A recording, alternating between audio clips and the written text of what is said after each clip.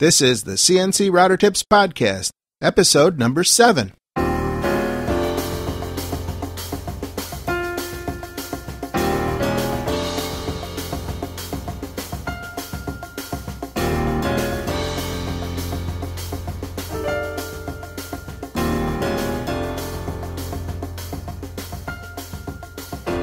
This is the CNC Router Tips Podcast, a show which answers one question from you, the listener, about CNC router tables, CNC software, hardware, web hosting, and business.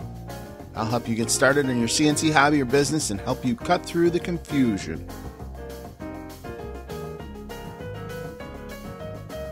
Hello everyone, I'm Bill Griggs, and this is another episode of the CNC Router Tips Podcast.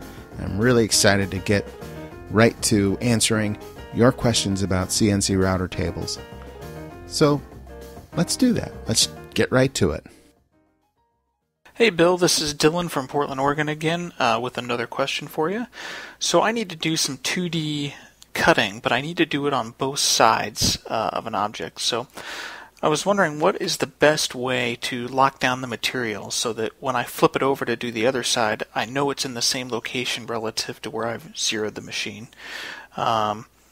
I've tried using like a tape measure and just marking, but if there's any good tips or tricks you can give us to help keep that item in the same position as we rotate it over its axis, that would be really awesome. Thanks.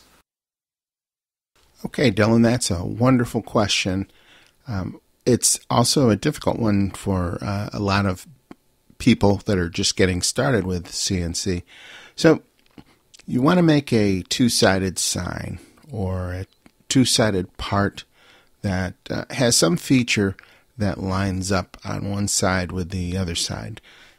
One of the problems comes in is as soon as you unclamp your workpiece after you've machined your first side of your part,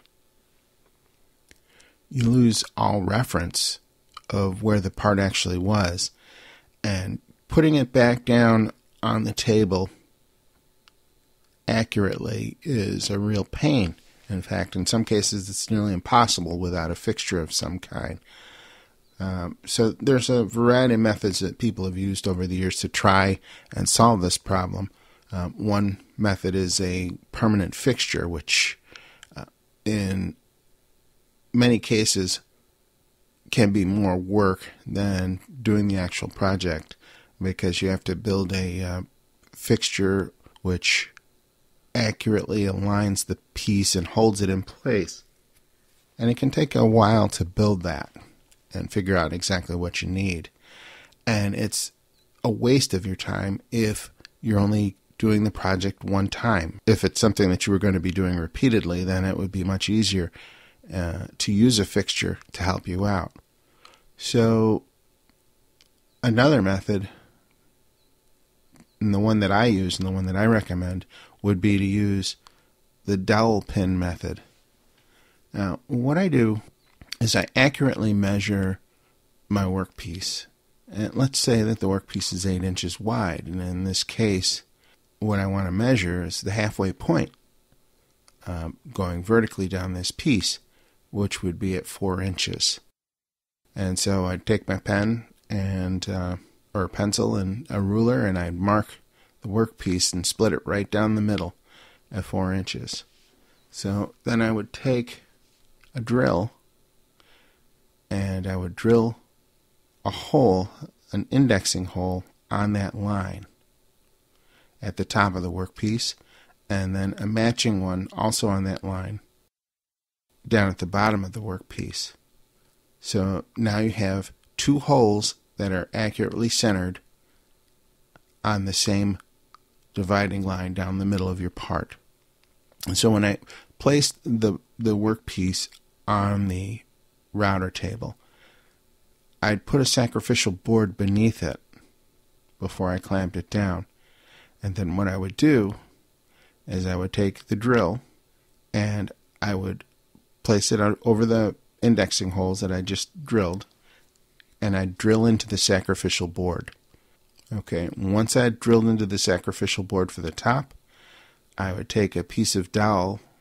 I use wooden dowel, but you could use a metal dowel pin if you decided to. And I place this length of dowel down through the workpiece and into that indexing hole that I created.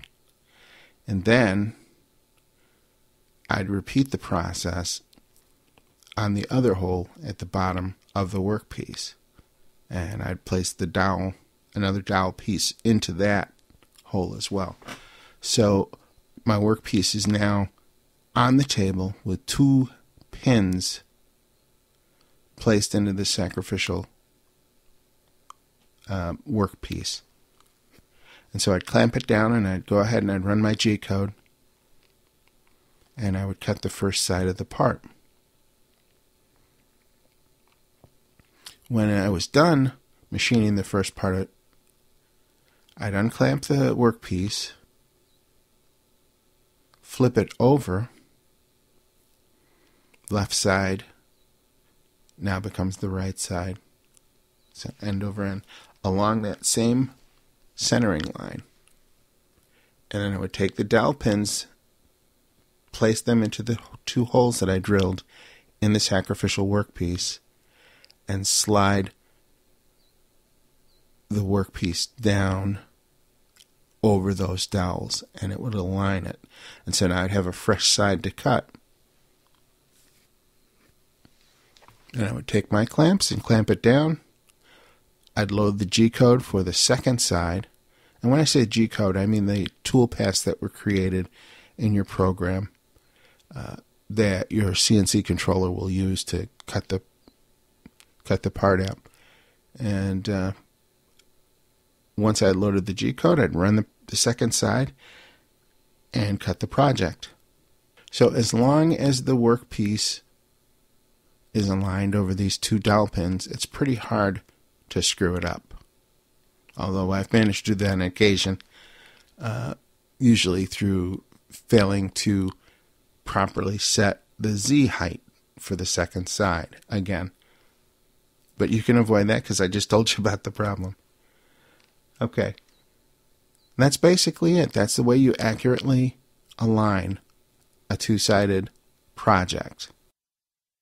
I mentioned quite a few different pieces of software during the various episodes, and I wanted to put those all in one place where it's easy for you to find information about them.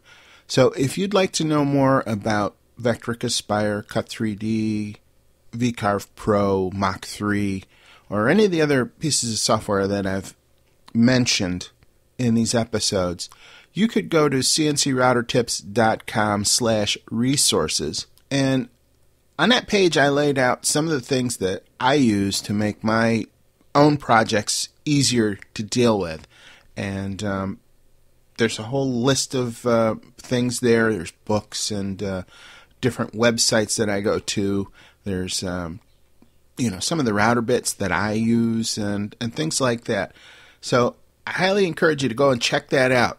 Going through these resources may help you cut through the confusion of your CNC journey. Thanks again for your question, Dylan. And because your question was featured on the air, you will receive a free gift. And we'll send that to the email that you included along with your question. Now, if you'd like to have your question featured on the air, here's how. Need help? Ask me about your CNC router question on my podcast, the CNC Router Tips Podcast. I'll be glad to help or try and get you the help you need. I want this podcast to be a fun and personal experience for everyone and helpful. So let's keep it real and ask sensible questions. Please use common sense and show courtesy to everyone. That way everybody wins. Here are some guidelines to ensure that your question is qualified to be featured on the show. Please keep your questions under 1 minute in length. If it goes a little over that, that's fine, but don't ramble. If you have a website and URL, you're allowed to share it, but only once during the recording. For example, hi, my name is John Doe, and I have a blog called John Woodworks at johnwoodworks.com. My question is, and then ask your question. Spammy or disrespectful or deeply private questions will not be considered for the podcast. If you need to ask more than one question, just make each question a separate voicemail. Thanks again, everyone, for tuning in and listening to the CNC Router Tips podcast. If you'd like to join our free mailing list, you can go to CNCRoutertips.com, and there's a link right there on the top of the page which tells you how to do that. Thank you so much, and have a great day.